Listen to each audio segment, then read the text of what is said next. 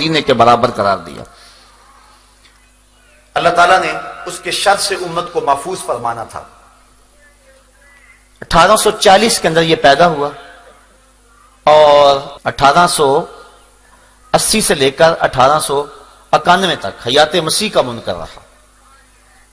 اس کے بعد پھر اس نے ملہم من اللہ ہونے کا اعلان کر دیا، مسیح موعود ہونے کا اعلان کر دیا، مہدی موعود ہونے کا اعلان کر دیا۔ 1890 میں پیر مہر علی شاہ رحمۃ اللہ تعالی علیہ حج پہ گئے۔ حضرت حاجی امداد اللہ مہاجر مکی علیہ رحمہ سے وہاں ملاقات ہوئی۔ پیر صاحب کو دیکھ کر فرمانے لگے، پیر صاحب آپ حج پہ آئے ہوئے ہیں، واپس جائیں، ہندوستان میں ایک فتنہ اٹھنے والا ہے جس کی سرکوبی آپ کریں گے۔ اور حضرت پیر صاحب فرماتے ہیں میں سویا خواب میں حضور کی زیارت نصیب ہوئی، اور آقا کریم علیہ السلام نے فرمایا کہ تعویلات فاستہ کے مقراض سے قادیان کا دجال میری حدیثوں کے ٹکڑے کر رہا ہے اور تم یہاں بیٹھے ہوئے ہو۔ تو حضرت پیر صاحب فرماتے ہیں کہ میں آیا اور آ کر کے جو ہے اس کی خبر لی۔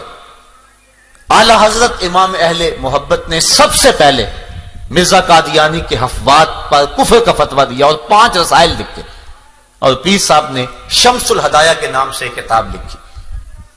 پھر مرزا قادیانی نے اس کے جواب کے اندر شمس بازرہ کے نام سے اپنے ایک مرید اور خلیفے سے کتاب لکھوائی۔ پیر صاحب نے اس کے مقابلے میں پھر سیف چشتیائی لکھی۔ آج تک اس کے کئی ایڈیشن چھپ چکے ہیں، مرزائیوں کو آج تک اس کتاب کے جواب دینے کی ہمت پیدا نہیں ہوئی۔ یہ حضرت پیر مہر علی شاہ صاحب کی زندہ کرامت ہے کہ آج تک سیف چشتیائی کا جو ہے وہ جواب نہیں ہو سکا ہے۔ مرزا قادیانی نے جب 1901 میں نبوت کا اعلان کیا، پہلے وہ مسیح مسیح بنا، مہدی موعود بنا، ملہم من اللہ بنا، کئی اس نے رنگ بدلے، ذلی، بروزی، غیر تشریح نبی، امتی نبی، کئی روپ دارے۔ پھر اس کے بعد باقاعدہ طور پہ اس نے 1901 کے اندر باقاعدہ نبوت کا اعلان کر دیا اور کہہ دیا کہ میں خاتم النبیین ہوں، بلکہ اپنے آپ کو رحمت للعالمین کہہ دیا، بلکہ یہ کہا کہ انا آتینا کل کوثر، یہ میرے اوپر اتری ہے اور معراج پہ میں گیا ہوں اور یہ آیت میرے حق میں نازل ہوئی ہے۔ طرح طرح کی حفوات اس نے بکنا شروع کر دی۔ وہی شخص جو پہلے کہتا تھا کہ اے مسلمانوں دشمن قرآن نہ بنو اور قرآن کا مقابلہ نہ کرو، نبوت کا دروازہ نہ کھولو، اب خود ہی کھول کے بیٹھ گیا اور خود کہا کہ جس کے کلام میں تناقض ہوگا وہ جھوٹا ہوگا، اور اپنے جھوٹ کو خود ہی اپنے عمل سے ثابت کر رہا ہے۔ تو علماء نے جو ہے وہ اس کا مقابلہ کیا۔ یہ روز کوئی نہ کوئی بات بکنے لگا اور 72 کتابیں اس نے اس عرصے میں لکھی اور کہنے لگا میرے اوپر وہی آسمان کی بارش کی طرح برستی ہے، کبھی اردو میں کبھی انگلش میں۔ وہ ٹیچی ٹیچی ایک فرشتہ اس نے مقرر کیا ہوا تھا، پتہ نہیں وہ کون تھا، وہ آ کے اس کو وہی دے جایا کرتا تھا، اور الٹی سیدھی ٹیڑھی میڑھی باتیں جو ہیں وہ وہی کے نام سے افوات بکا کرتا تھا۔ بلکہ جو شخص اس کی نبوت کا اقرار نہیں کرتے اس کے بارے میں اس نے سخت رویہ اختیار کیا۔ وہ کہتا ہے کہ کنجریوں کے بچوں کے بغیر جن کے دلوں پر اللہ نے مہر لگا دی، باقی سب میری نبوت پہ ایمان لا چکے۔ آئینہ کمالات میں اس نے لکھا۔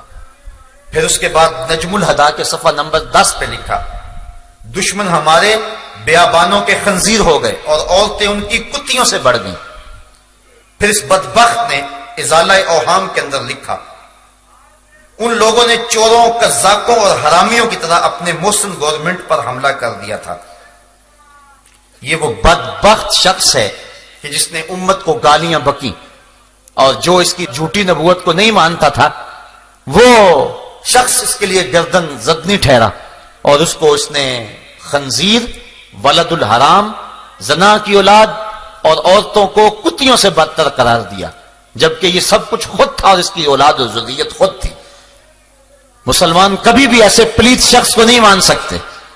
حضرت امام اعظم امام ابو حنیفہ نے فتویٰ دیا کہ جو شخص یہ دعویٰ کرے کہ میں نبی ہوں، فرمایا وہ شخص کافر ہے، جو اسے مانے وہ بھی کافر ہے، من شکا فی کفر ہی و عذاب ہی فقد کافرہ، جو اس کے کفر میں شک کرے وہ بھی کافر ہے، اور جو شخص ایسے مفتری، کذاب اور دجال سے معجزہ طلب کرے وہ بھی کافر ہے۔ اس سے معجزہ بھی طلب نہیں کرنا چاہیے، وہ جھوٹا، بالکل جھوٹا، حضور کے بعد کوئی نبی نہیں آ سکتا ہے۔ تو اس نے یہاں تک بکا کہ جو مجھے نہیں مانتا وہ کتا ہے اور خنزیر ہے اور ولد الحرام ہے. اور ایک موقع پہ کہتا ہے میری زبان زیب نہیں دیتی کہ کسی کو گالیاں دوں، اور خود ہی یہ گالیاں بکتا چلا جا رہا ہے. اس نے ازواج رسول کی توہین کی، حضور کی شہزادیوں کی توہین کی، اللہ کے رسول اور نبیوں کی توہین کی، سارے ولیوں کی توہین کی، جمی مسلمانوں کی توہین کی، اور عذاب میں مبتلا ہوا. سینکڑوں بیماریوں کے اندر مبتلا تھا، ایک پل سے چین نہیں ملتا تھا. حضرت پیر میر علی شاہ صاحب کو چیلنج دیا. اس کا خیال تھا گوشہ نشین بزرگ ہیں، کب میرے چیلنج پہ لبیک کہیں گے، میری حفوات کو اور میری بکواس کو کب اہمیت دیں گے. لیکن حضور کی ختم نبوت کا مسئلہ تھا، وہ حجرے سے باہر نکل آئے. جب لاہور میں پہنچے تو مرزا کو آنے کی ہمت اور طاقت نہ ہوئی اور ذلیل و رسوا ہوا. اور پیر میر علی شاہ صاحب ابھی لاہور میں ہی تھے، بلکہ آپ اپنی رہائش جب وہاں مقرر تھی عارضی طور پہ، وہاں سے نکل کے شاہی مسجد میں جا رہے تھے جو جگہ مقرر تھی مناظرے کے لیے وقت معین پر.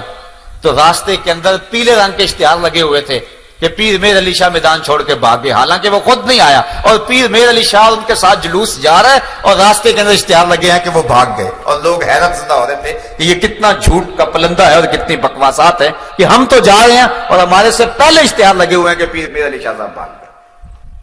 اللہ تعالیٰ نے اسلام کو فتح اور کامیابی عطا فرمائی اور پیر میر علی شاہ صاحب سرخرو ہوئے اور یہ نہ آ سکا. پھر اس نے تعویل یہ کی چونکہ وہاں لوگ بکھرے ہوئے تھے، اگر میں جاتا تو بڑا نقصان ہوتا. یہ کیسا نبی ہے جو لوگوں سے ڈر رہا ہے؟ اللہ کے نبی تو ہزاروں کے لشکر میں کود جاتے ہیں، ان کے سینے کے اندر کوئی خوف پیدا نہیں ہوتا ہے. وہ تو جلتی ہوئی آگ میں چھلانگ لگا دیں تو آگ ان کا بال بھی بیکا نہیں کرتی ہے. یہ کیسا جھوٹا نبی ہے کہ جو ڈرتا ہے کہیں مجھے کوئی قتل نہ کر دے. پھر اس نے مختلف قسم کی پیشگوئیاں کرنی شروع کر دی اور کہنے لگا کہ اگر ثابت ہو کہ میری 100 پیشگوئی سے ایک بھی جھوٹی نکلی تو میں اقرار کرتا ہوں کہ میں جھوٹا ہوں. یہ حاشیہ 40 میں اس نے لکھا. پھر جو بھی اس نے پیشگوئی کی وہ سچی ثابت نہ ہوئی. ہوا اس طرح کہ 1891 میں اس کا ایک قریبی عزیز تھا احمد بیگ، اس کی ایک بیٹی تھی محمدی بیگم، اس پہ اس کی نظر پڑ گئی اور پھر اس نے اپنی طرف سے من گھڑت وہی گڑی کہ محمدی بیگم کا میرے ساتھ نکاح قرار پا گیا ہے اور ہر صورت میں وہ میرے نکاح میں آئے گی. اور یہ اس نے احمد بیگ ہوشیار پوری کو خط لکھا. لیکن وہ ایسے بدبخت سے اپنی بیٹی کا نکاح کیسے کر سکتے تھے؟ جب بات نہ بنی تو اس نے پھر خط لکھا کہ اگر تم نے محمدی بیگم کی کسی جگہ شادی کی تو جس مرد کے ساتھ شادی کرو گے 2.5 سال کے اندر اندر وہ مر جائے گا اور اس کا باپ بھی 3 سال کے اندر اندر مر جائے گا اور یہ سخت اذیت کی زندگی یہ جو 2.5 سال ہوں گے گزارے گی، پھر اس کے بعد میرے نکاح میں آئے گی. تو جب آخر میں میرے نکاح میں آنا ہے تو ابھی میرے نکاح میں سے دے دو. انہوں نے اس کی کسی بات کی پرواہ نہ کی اور سلطان بیگ نامی ایک شخص سے مئی 1891 میں محمدی بیگم کی شادی کر دی. اب یہ سخت پریشان ہوا. اس کے والدین کو لالچ بھی دیا کہ میں باغ کا 1/3 حصہ تمہیں دے دوں گا. بہت کچھ ہوا، بلکہ جو احمد بیگ کی ہمشیرہ تھی اس کی بیٹی مرزا کے بیٹے کے ساتھ بیاہی ہوئی تھی. اس نے یہ بھی دھمکی دی کہ میں جو ہے وہ اس کو طلاق دلوا دوں گا اور اگر میرے بیٹے نے طلاق نہ دی تو اس کو اپنی جائیداد سے آگ کر دوں گا. لیکن یہ دھمکی بھی نہ چلی. تو اس طرح اس نے کہا تھا 2.5 سال اس کا خاوند نہیں جی سکتا. اللہ کی توفیق سے محمدی بیگم کا خاوند نکاح کے بعد مسلسل 40 سال تک زندہ رہا اور محمدی بیگم 58 سال تک زندہ رہی اور اس کا باپ بھی 20 سال زندہ رہا. اب مرزا پھر پریشان ہو گیا کہ میری پیشگوئی تو خراب ہوگی اور میرے ماننے والے کہیں لڑکھڑا نہ جائیں.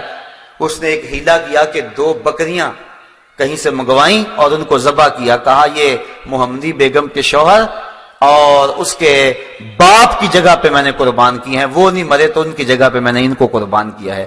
لیکن اس کے جھوٹے معتقد پھر بھی اس کو نبی مانتے رہے. لیکن اس نے کہا کہ اس کے باوجود ایک وقت آئے گا کہ محمدی بیگم میرے نکاح میں آئے گی. ہمارا نکاح آسمان پہ ہو گیا ہوا ہے لیکن پھر وہ مر گیا، لیکن محمدی بیگم بعد میں بھی عرصہ دراز زندہ رہی اور اس ظالم کے نکاح میں نہ آئی. تو اس کی یہ جھوٹی پیش گوئی بھی جو ہے وہ لوگوں کے سامنے آ گئی. 1893 میں ڈپٹی عبداللہ آتھم ایک عیسائی پادری تھا، اس کے ساتھ اس نے 15 دن کے لیے مسلسل مناظرہ کیا. جب بات نہ بنی، تسلیس کے عنوان سے گفتگو تھی، تو اس نے پیشین گوئی کی کہ جو ہے وہ 15 ماہ کے اندر اندر یہ حاویہ میں چلا جائے گا، یعنی مر جائے گا اور جہنم رسید ہو جائے گا. پھر اس کے بعد دن گنے جانے لگے.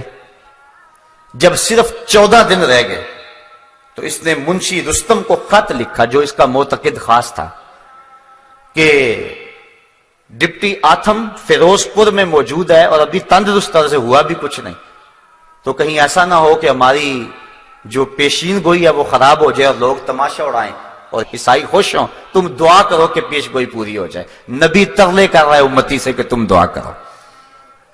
کتنا بدبخت نبی ہے، جھوٹا نبی، کذاب نبی، دجال نبی. پھر اس کے بعد بات نہ بنی، صرف ایک دن رہ گیا اور آتھم عیسائی پادری اچھا بلا پھر رہا ہے. تو پھر اس نے عبداللہ سنوری اور میاں حامد علی کو چنے دیے. رات کو گھبرایا ہوا تھا مرزا، کہنے لگا ایک دن رہ گیا، اگر نہ مرا تو بڑی پریشانی ہوگی، ہماری جماعت کے لوگ ہم سے ٹوٹ جائیں گے. تو اس نے جو ہے وہ اس کو چنے دیے، کہا کہ ان کے اوپر فلاں فلاں پڑھو اور رات کی تاریکی میں شمال جانب قادیان سے ایک اندھا کنواں ہے، اس کے اندر پھینک آؤ، اور واپس پلٹ کے نہیں دیکھنا، بلکہ خود بھی گیا اور واپس دوڑ لگا دی. اور اگلے دن منتظر رہے کہ آتھم مر جائے، لیکن آتھم نہ مرا. 6 ستمبر 1894 کے اندر انہوں نے بڑے بڑے اشتہار چسپاں کیے جس کے اندر مرزے کو جھوٹا بتایا گیا. تو وہ تو نہ مرا، الٹا یہ ہو گیا کہ کئی مسلمان جو ہیں وہ عیسائی ہو گئے، بالخصوص جنہوں نے وہ مناظرہ رکھا ہوا تھا وہ 3 لوگ جو ہیں وہ عیسائی ہو گئے. اس طرح اس نے جو ہے وہ اسلام کو بھی رسوا کیا اور خود بھی رسوا ہوا. پھر اس نے ایک نئی پیش گوئی گھڑی، کہنے لگا کہ 1887 کے اندر میرے ہاں ایک بیٹا پیدا ہوگا جو بڑا متبرک اور بابرکت ہوگا، اور اس کی بڑے فضائل بیان کیے. لیکن پھر 1887 کے اندر بیٹے کی بجائے بیٹی پیدا ہو گئی. اب پریشان ہو گیا. پھر اس کے بعد کہنے لگا میں نے یہ نہیں کہا تھا کہ ابھی پیدا ہوگا، 9 سال کے اندر اندر پیدا ہو سکتا ہے. پھر بیٹا پیدا ہوا 1887 کے اندر، نام اس کا بشیر احمد رکھا، لیکن وہ صرف 1 سال کے بعد مر گیا. پھر لوگ پریشان ہوئے تو کہنے لگا کہ لازمی نہیں کہ یہ بیٹا ہے، میری مراد کوئی اور بیٹا تھا. پھر اس کے بعد 1899 میں ایک بچہ پیدا ہوا اس واقعہ کے 12-13 سال بعد، اور پھر اس پر بڑی خوشی منائی گئی، اس کا نام مبارک رکھا گیا. اور اس طرح کہا گیا کہ یہ وہی بیٹا ہے جس سے بڑی برکتیں ظاہر ہوں گی. اللہ کا کرنا ہوا 1907 کے اندر وہ بچہ بخار میں مبتلا ہو گیا. 9 دن تک مسلسل بخار رہا. اب اس کے بارے میں بڑی پیشگوئیاں کی ہوئی تھی، اب وہ قریب المرگ ہو گیا. حکیم نور الدین کو بلوایا گیا جو اس کا بعد میں خلیفہ بھی بنا. تو مرزا نے دیکھا تو اس کی چونکہ نبض ٹھنڈی ہو گئی تھی تو جسم کی گرمی کم ہو گئی. تو اتنی دیر تک حکیم نور الدین آ گیا، اس نے نئی وحی گھڑ لی. کہنے لگا کہ مجھے ابھی ابھی وحی آئی ہے کہ مبارک کا بخار اتر گیا. تو حکیم نور الدین نے آگے بڑھ کے جب نبض پہ ہاتھ رکھا تو نبض اتر چکی تھی. کہنے لگا حضرت یہ تو جا رہا ہے، رخصت ہو رہا ہے، آپ جلدی سے کستوری لائیں. وہ کستوری لینے گئے تو ابھی وہ دروازہ کھول ہی رہے تھے، تالا کھول ہی رہے تھے کہ بڑی حسرت سے حکیم نور الدین نے کہا کہ حضرت اس کی تو روح پرواز کر گئی ہے. اس نے ابھی ابھی بیچارے نے وہی گڑی تھی کہ ابھی میں نے دیکھا ہے کہ 9 دن کے بعد اس کا بخار ٹوٹ گیا. حالانکہ وہ بخار نہیں ٹوٹا تھا، اس کی جو ہے وہ روح نکل گئی تھی جس کی وجہ سے وہ اس کا جسم ٹھنڈا پڑ رہا تھا. تو اس نے کہا بخار اتر گیا. حکیم نور الدین نے بانڈا پھوڑ دیا، کہا بخار کی طرح بیچارہ ویسے ہی مر گیا. تو اس طرح اس کی یہ پیشین گوئی بھی جو ہے وہ خراب ہو گئی، وہ ذلیل رسوا ہو گیا. پھر اس نے ایک اور پیشین گوئی کی، کہا میں 80 سال یا 80 سال سے زیادہ عمر جیوں گا. یہ اس نے آرزو کی، اور جب مروں گا یا مکے میں مروں گا یا مدینے میں مروں گا. لیکن پھر 26 مئی 1908 کو برانڈ رٹ روڈ لاہور احمدیہ بلڈنگ کے اندر لیٹرین کے اندر انتہائی ذلت کی موت مرا، اور 69 سال کی عمر میں مرا، جبکہ اس نے 80 سال سے زائد عمر کی پیشین گوئی کی تھی، کم از کم 11 سال اپنی پیشین گوئی سے پہلے ہی مر گیا۔ نہ مکے میں موت آئی نہ مدینے میں موت آئی، ایسے پلیتوں کو مدینے میں موت تو نہیں آیا کرتی تھی۔ باتھ روم کے اندر جو ہے وہ اسے موت آئی۔ جب پیدا ہوا، خود اس کا بیان ہے مرزا قادیانی کا، کہتا ہے کہ میرے ساتھ ایک لڑکی پیدا ہوئی جس کا نام جنت تھا، وہ میرے سے پہلے پیدا ہوئی اور میرا سر اس کی ٹانگوں میں تھا، ذلیل ہو کے پیدا ہوا اور مرا بھی تو ذلیل ہو کے۔ اس طرح جھوٹی نبوت کا یہ دعوے دار ذلیل و رسوا ہو کر جہانی ہو گیا اور اس دنیا سے چلا گیا، اور ذلت اور کمینگی کی زندگی بسر کر کے جو ہے، لیکن امت کے ایک بہت سارے طبقے کو اذیت میں مبتلا کر گیا اور ان کو دکھ دے گیا، ساتھ کتنے لوگوں کا ایمان خراب ہو گیا۔ 102 سال ہو گئے اس ظالم کو مرے ہوئے، لیکن اس کے باوجود بھی آج ہزاروں کی تعداد کے اندر اس جو ہے وہ ٹیڑے میڑے دین کو، جس کی کوئی ٹانگ اور کوئی ہاتھ اور کوئی پیر ہی نہیں ہے، اس کو ماننے والوں کی ایک تعداد ہے۔ اصل بات یہ ہے کہ جہاد کو ختم کرنے کے لیے اور انگریز کی وفاداری کے لیے، اس کی حکومت کے استحکام کے لیے یہ سارا ڈرامہ رچایا گیا تھا، اور پھر وہ اپنے آقاؤں کی گود میں جا بیٹھا۔ مرزا طاہر بھی، مرزا مسرور بھی، سارے جو ہے وہ ان کی گود میں بیٹھے اور ان کی ایٹ پہ یہ پل رہے ہیں، اور آج بھی لوگوں کو دولت اور بیرون ملک کا لالچ دے کر کے وہ اسلام اور دین سے منحرف کرتے ہیں۔ ایک محتاط اندازے کے مطابق پاکستان کے اندر ایک سال کے اندر 10,000 لوگ مرزئی ہو جاتے ہیں، جو بیرون ملک کے چکر کے اندر اپنے آپ کو مرزئی لکھ دیتے ہیں۔ مرزئی ختم نبوت کا باغی ہے، مرزئی رسول اللہ کا دشمن ہے۔ کل قیامت کے دن کیا جواب دیں گے رسول کریم کے سامنے کہ چند ٹگوں کے لیے اپنے آپ کو مرزئی لکھ دیا۔ بعض لوگ کہتے ہیں چلو جی ہم جا لیں پھر اس کے بعد صحیح ہو لیں گے۔ یہ گکھڑ میں ایسا واقعہ ہوا، 4-5 سال ہوئے ہیں، ایک شخص نے مرزئی لکھا، پھر مہلت نہ ملی، موت آ گئی، پھر مسلمانوں نے قبرستان سے بھی نکال کے باہر پھینک دیا، نہ خدا ہی ملا نہ وصال صنم، نہ ادھر کے رہے نہ ادھر کے رہے۔ دنیا پہ بھی رسوائی اور آخرت کا بھی عذاب علیم۔ صاحبوں، کبھی بھی ٹگوں پہ، پیسوں پہ، دولت پہ، اقتدار پہ اپنے ایمان جیسی متاع عزیز کا سودا نہ کرو۔ سب سے قیمتی متاع ہمارا ایمان ہے۔ لاکھوں کروڑوں اربوں کھربوں لوگ بھی قدموں میں ڈال دیں، ہمارے نبی نے فرمایا تھا یا عمی لو وضع الشمس فی یمینی والقمر علی یساری، اے چچا اگر چاند کو میرے دائیں ہاتھ میں رکھ دیں اور سورج کو بائیں ہاتھ میں رکھ دیں، جہان بھر کے خزانے میرے قدموں میں ڈھیر کر دیں، محمد بتوں کو پھر بھی جھوٹا ہی کہتا رہے۔ یہ کیا ہوا چند ٹگوں کے لیے لوگ دین بدل رہے ہیں؟ مرزئی ختم نبوت کا باغی ہے، اس سے اپنے آپ کو دور رکھیں۔ بعض لوگوں کو بڑی ہمدردی پیدا ہو جاتی ہے، جی ان سے بائیکاٹ کریں گے، ترس آتا ہے، وہ بھی ہمارے معاشرے کے لوگ ہیں۔ تمہیں دھوپ میں جلتے بلتے بچوں پہ ترس نہیں آتا جو بسوں میں پانی بیچ رہے ہیں اور کنڈکٹروں کے دھکے کھا رہے ہیں؟ ان 8 اور 10 سال کے بچوں پہ جو ہوٹلوں پہ برتن مانج رہے ہیں، کبھی ان پہ ترس نہیں آیا؟ ہوٹلوں کے پچھواڑے پہ جو سر جھکائے لائنوں میں بچہ کھچا لینے کے لیے کھڑے ہوئے، کبھی ان پہ ترس نہیں آیا تمہیں شاتمان رسول اور ختم نبوت کے باغیوں پہ ترس آتا ہے؟ ایک شخص نے حضرت عائشہ رضی اللہ تعالیٰ عنہ کی توہین کی، رات کو خواب میں حضور کو دیکھا، آقا نے رخ پھیر لیا، حضور فرمایا میری زوجہ کے بارے بات ہو اور تو کوئی بات ہی نہ کرے؟ کہنے لگا ما قدر، تو میرے میں طاقت نہیں تھی، میرے میں طاقت نہیں تھی، میں کمزور تھا، بات نہیں کر سکا۔ فَأَوْمَا إِلَى سَبَابِهِ وَالْوُسْطَى، حضور نے اس انگلی اور اس انگلی سے اشارہ اس کی آنکھوں کی طرف کیا، إِلَىٰ عَيْنَيْهِ فَلَمَّا اسْتَيْقَظَ فَهُوَ أَعْمَىٰ، جب صبح اٹھا تو اندھا ہو چکا تھا۔ کہ میری زوجہ کے بارے میں کوئی بد زبان منہ کھولے تو اس کتے کی زبان کھینچ کیوں نہیں دی ہے؟ تو آج ختم نبوت کے باغی بھونک رہے ہیں اور رسول کریم کو سری گالیاں دیتے ہیں، اور صحابہ رضوان اللہ علیہ مجمعین کو سری گالیاں دیتے ہیں۔ وہ اپنی ناپاک اور اپنی گندی اولاد کو حضور کی اولاد کے مشابہ قرار دیتے ہیں۔ ان کی افواج سے اپنے آپ کو بچائیں اور اپنے ایمان کی حفاظت کریں، اور اگر کسی محلے بستی میں اگر کوئی ایسا شخص ہے اس سے قطعاً بائیکاٹ کریں۔